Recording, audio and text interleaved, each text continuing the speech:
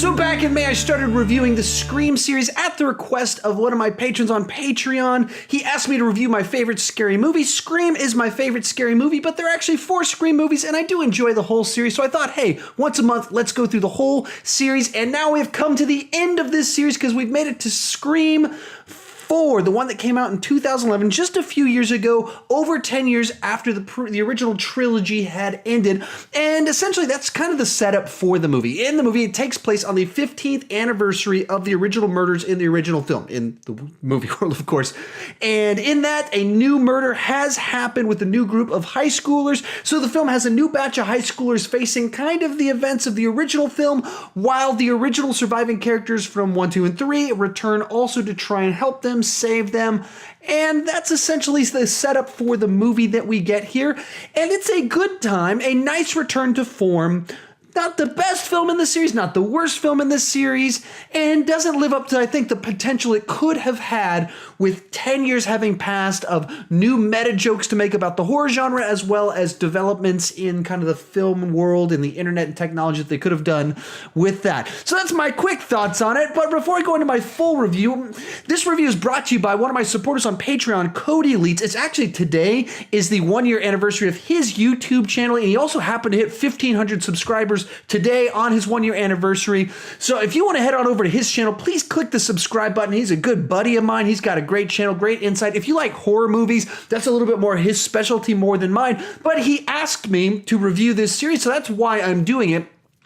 And that's kind of one of the perks of being my supporters on Patreon. It's a way that essentially you can directly financially support my channel. If you like what I'm doing and want to help me continue doing it, to upgrade my setup, to be able to build this channel more, you can support me directly on Patreon. And one of the perks of that, if you support me, is that sometimes I'll let you ask me for a movie review. And so I'll review the movie you've requested I review. So here we are 4 months later. I've reviewed this entire series because Cody asked me to do it. If you're interested in supporting me, if that's something you're able to do, please click down below in the description down below. There's a link to my Patreon page where you can support the channel, which I would greatly appreciate. Also, one more thing related to my Patreon channel is that I'm looking to, kind of because of the support there, to launch a podcast potentially in the future. Sean Chandler talks about movies, where I'll take my ranking videos and put them on there, as well as possibly do like a regular movie news show on it. So if you're interested in that, let me know down below in the comment section if that's something people are interested in.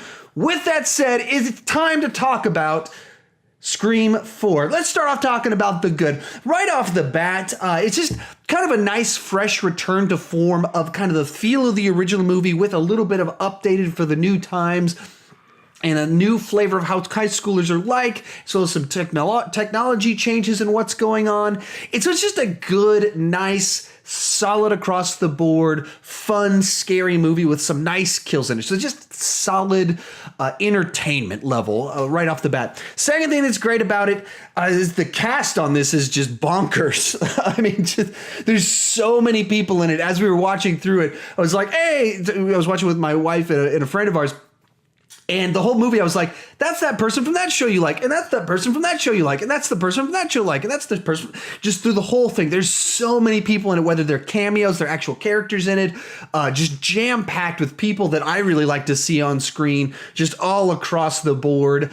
All of them kind of playing essentially into for the most part, character types that they're familiar types of characters they played before.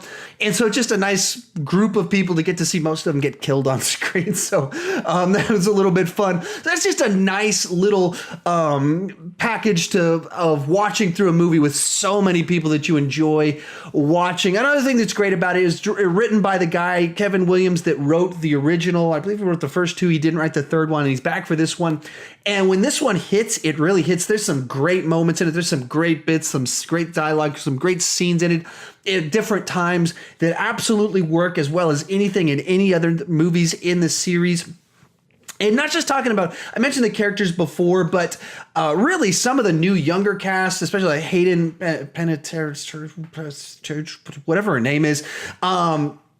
just like, I think she has a nice screen presence, kind of leads through scenes, kind of even tramples over Emma Roberts, who I think is supposed to be a little bit more the lead, but Hayden much more feels kind of commands the screen a lot more than some of the others. And then you got, you know, a Culkin in there, just a lot of people. They're just a new batch that's a worthy new batch of teenagers, a worthy new batch of characters to go on an adventure with. And well, see most of them die as the movie goes along. Anyway, so those are my positives about it. Let's move on to the negatives. And the big negative I think about this movie, there's a few different things, but the big one is I don't feel like they found the right balance of having all of our surviving characters returning and bringing in a whole new batch of characters. What it turns into, as well as cameos, I think that kind of hurts a little bit too. They're fun to see on screen, but the way it plays out in the movie is you want to give as much time to Sidney and Dewey as you can, and Courtney Cox, and then we have to establish all these new characters, and we got this great new set of young actors in it, and then we got these people that we're just doing these cameos with. And so then the movie just kind of feels a little bit scattered in its focus, and it's difficult to discern who the lead character is, where it's very clear on the first original trilogy, Sidney Prescott is our lead, especially the first two. Sidney Prescott is the lead. The third one, also a weaker film, has some similar issues in that regard of who's the lead again in this, because Sidney's not with the other people until halfway through the movie. And here, everyone's there, everyone's in the same area, but you're kind of following several different plot lines. And so then there's this batch of leads and this batch of leads, and sometimes they interact and sometimes they don't, but there's no one perspective that you're following. And likewise, even I mentioned that with, you know, kind of Emma Roberts feels like she's the person that's supposed to be kind of more the lead in the younger batch, but it feels like Hayden is much more the one that dominates it. So it kind of comes off like the lead. So there's kind of that sort of vibe that kind of runs throughout the whole movie of giving an unbalance to it in the general sense.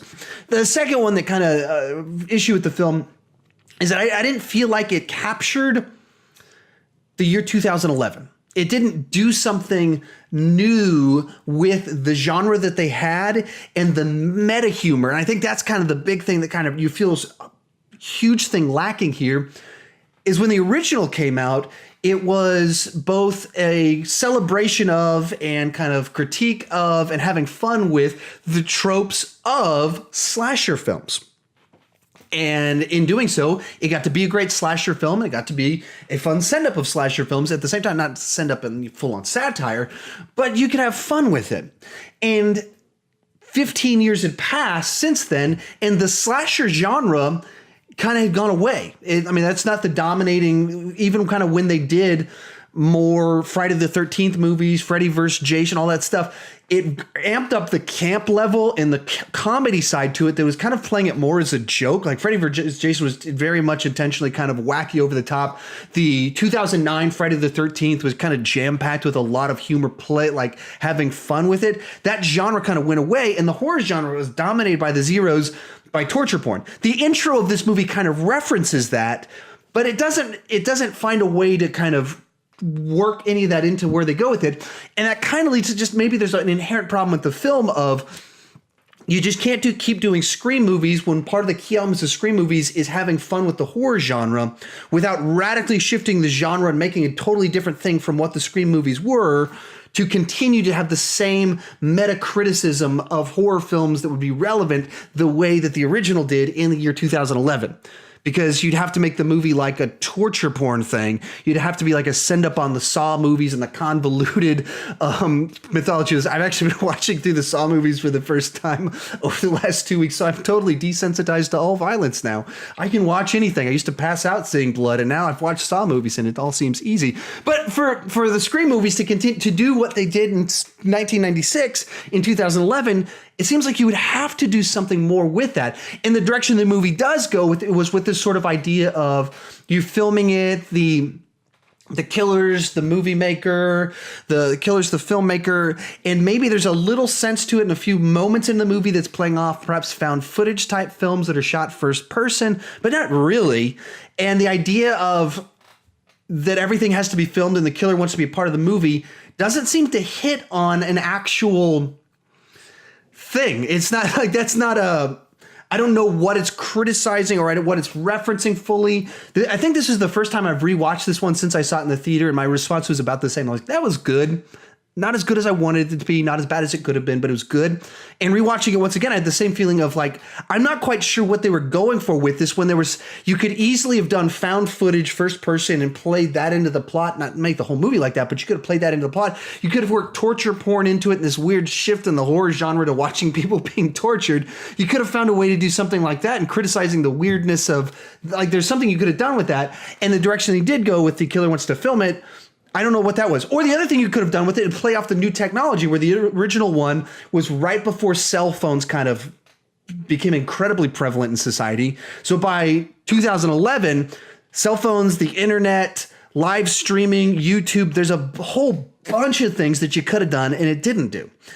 That feel like that it's part of the Scream genre is that self-referential, an awareness of culture, an awareness of where things are at, what the tropes are, and sending them up, having fun with them, playing off of them, and being smarter than other things. And this one just wasn't smarter. It was more of what we saw before with tweaks, adjustments, not really better. Another thing that kind of in this movie was that some of the scenes just don't work.